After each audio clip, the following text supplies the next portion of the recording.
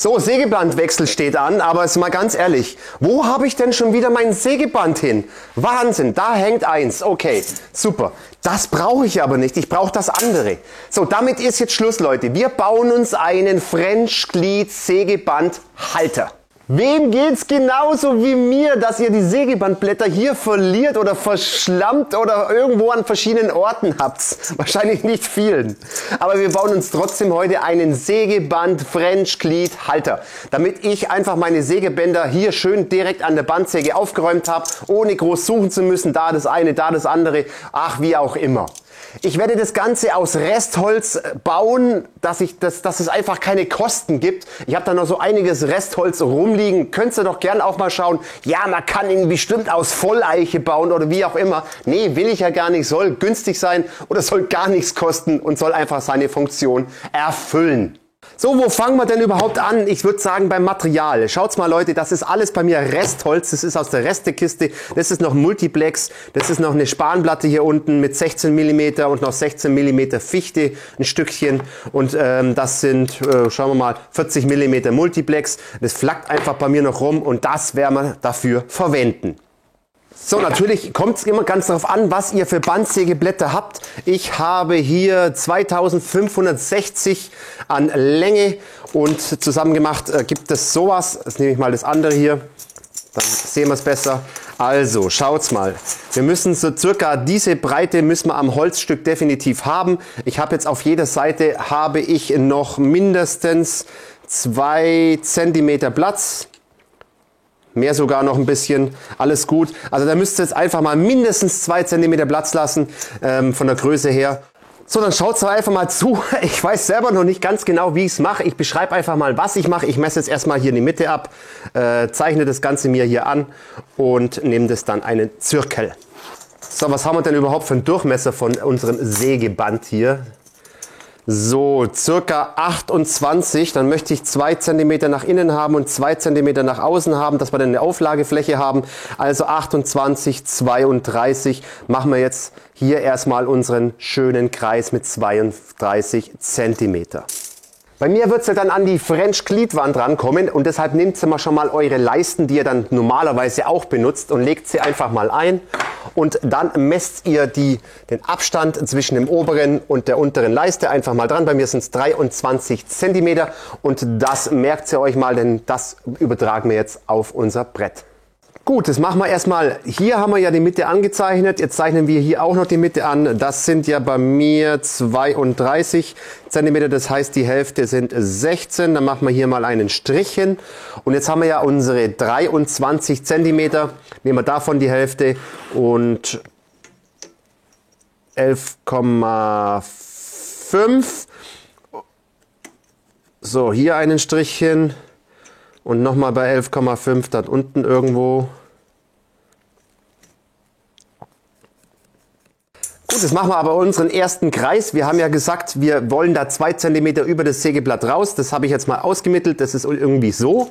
Und da machen wir jetzt erstmal unseren ersten Kreis mit dem Zirkel. Ich habe hier nur so einen Kratzzirkel, aber das reicht ja komplett aus. Den ersten Kreis haben wir, den zweiten machen wir jetzt 4 cm kleiner.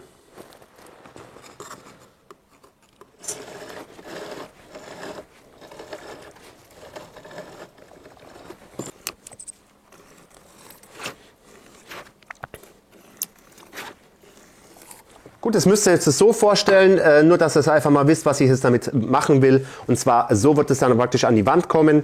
Da kommen dann die Leisten hin. Wir haben ja dann gesagt, das ist die Höhe genau von den Leisten. Deshalb werden wir da noch ein bisschen abrunden. Dazu nehme ich mir jetzt einfach irgendwas Rundes her und zeichnen wir das Ganze mal an und machen das dann nachher beim Sägen schön. Also, da werden wir eine Rundung reinmachen.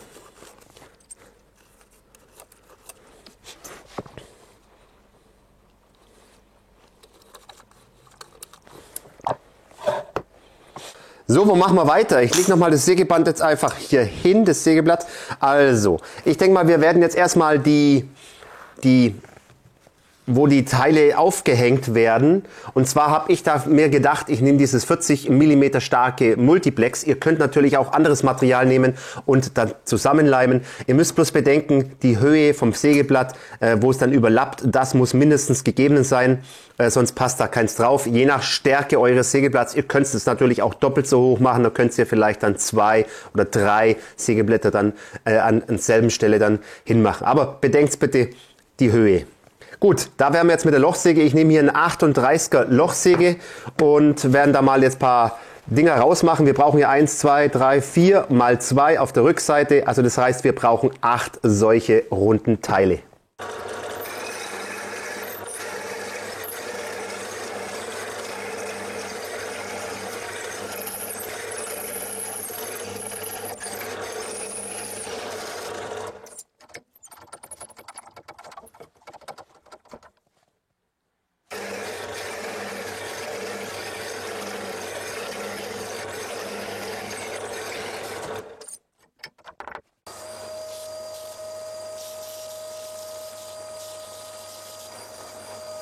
Jetzt haben wir alle gebohrt und jetzt schauen wir mal, wie wir das Ganze anbringen. Und zwar nehmen wir jetzt unser Sägeband dazu und legen jetzt mal diese Teile hier hin. So. Prima, dann machen wir mal die ersten 2 provisorisch einfach mal fest. Dann nehmen wir jetzt einfach eine Schraube und bohren da mal in der Mitte rein. Ich mache es mal genau auf dem Strich hier. Gut.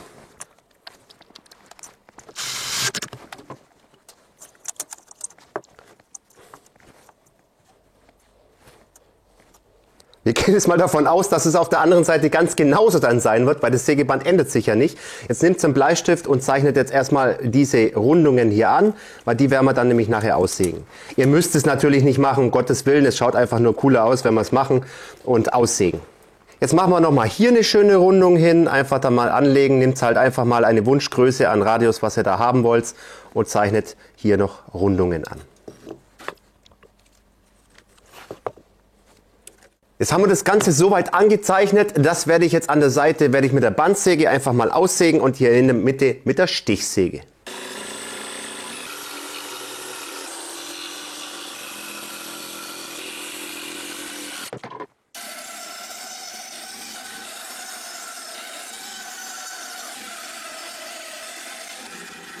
Das schaut doch schon mal super aus. Halten wir es mal hin. Passt. So, jetzt müssen wir noch solche Träger noch hinmachen, dass das Band dann nicht runterrutschen kann und die einen Träger müssen wir dann drehbar machen. So in etwa schauen die Teile dann jetzt aus, aufgezeichnet und die sägen wir uns einfach mal aus und schleifen sie uns parat.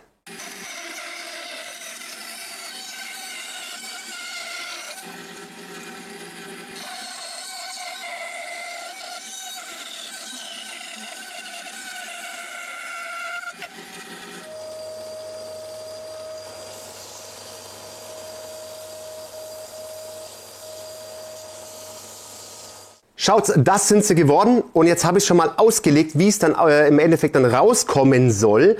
Jetzt seht ihr schon, das sind ja die an der Wand, die werden fest, die werde ich dann verleimen und dort müssen wir jetzt noch Löcher bohren und ein Gewinde reinbohren, damit wir das Ganze dann praktisch drehen können. Dann drehen wir das nach unten und können dann das Sägeband entfernen. Ihr wisst, was ich meine. Also gut, dann bohren wir da nochmal Löcher rein und die werden wir fix verleimen. Und das Ganze, dann machen wir jetzt 2 Stück auf jeder Seite. Das heißt, wir machen 4 Stück mit Löchern und setzen da noch eine Mutter rein.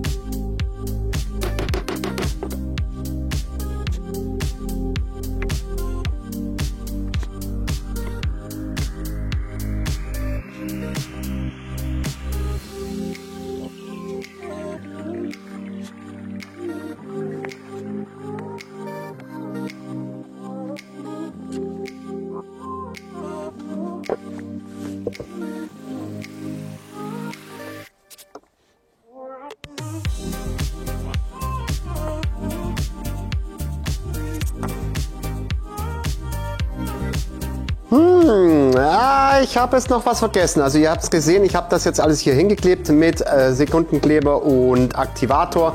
Hält auch sehr gut. Jetzt habe ich aber noch gedacht, ich mache mir eigentlich noch so irgendwie ein bisschen Design-Elemente rein. Also ich schneide das hier vorne ein bisschen aus. Kommt bestimmt auch ganz cool. Und zwar lege ich da jetzt so ein Teil dahin, zeichne das Ganze an und sägt es dann nochmal aus. Also das solltet ihr, wenn ihr das auch bauen wollt, solltet ihr das vielleicht vorher machen.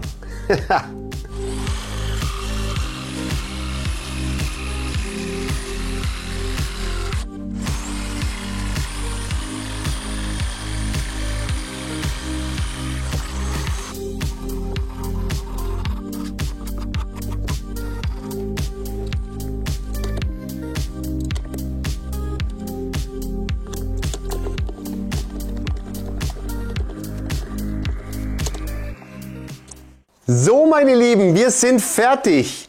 Ich habe jetzt schon die Leisten für den French Cleat hingemacht. Das sind einfach nur 2 Schräubchen hingemacht. Und jetzt können wir es eigentlich einhängen und benutzen.